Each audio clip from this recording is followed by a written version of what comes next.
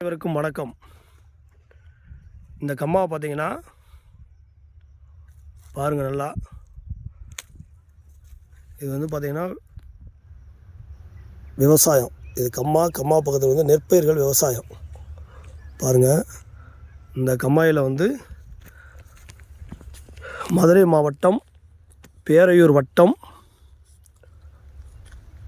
முத்துலிங்காபுரம் கம்மாய் அப்படிதான் நம்ம ஜிபிஎஸில் வருது.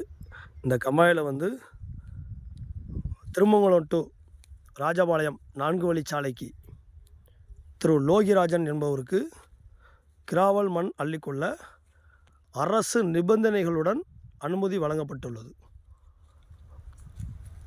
மேற்படி நபர் இந்த கண்மாயை முற்றிலும் சிதிலமடைய செய்துள்ளார். கண்ணுக்கு எட்டும் தூரம் வரை பாருங்கள், அந்த கடைசி வரையுமே சிதிலம் செஞ்சிருக்கார். இது அந்த கடைசி பகுதி. இவர் வந்து இருக்க கனிமத்தை வந்து இவருக்கு வந்து 10,000 கன மீட்ரு கொடுத்துருக்காங்க. ஆனால் இவர் வந்து மிக அதிக அளவில் வந்து கிராவல அரசு விதிமுறைகளை மீறி வெட்டி எடுத்து கொண்டு போயிருக்காரு. இவர் அந்த ரோட்டுக்கு மட்டும் இதை பயன்படுத்தலை, இவர் வியாபார நோக்கில் வெளியும் கடத்தியிருக்காரு. இவர் இதுக்காக வந்து அரசு அதிகாரிகளை கைக்குள்ளே போட்டு துணையுடன் இவ்வளவு கொள்ளை, கனிம கொள்ளை நடந்திருக்கு. இவருக்கு 3 மாத காலத்திற்கு முன்பே இந்த குவாரி அனுமதி முடிந்து விட்டது.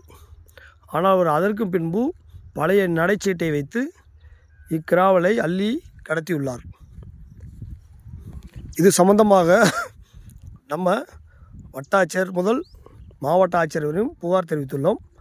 தற்போது நம்ம தெரிவித்தின் புகாரின் அடிப்படையில் இந்த கண்மாயை கனரக வாகனங்கள் மூலம், அதாவது மேடும் பள்ளமுமாக மழை பெய்ந்து தண்ணி வந்தால் தேங்க முடியாத சூழ்நிலை உருவாகி அந்த தண்ணீர் மடை வழியாக விவசாயத்திற்கு செல்ல முடியாத சூழ்நிலை உருவாகியுள்ளது. எனவே மாவட்ட ஆட்சியர்கள் அவர்கள் நேரடியாக பேரையூர் வட்டம் முத்துலிங்காபுரம் கிராமத்தில் உள்ள முத்துலிங்காபுரம் கண்மாயை நேரடியாக ஆய்வு செய்து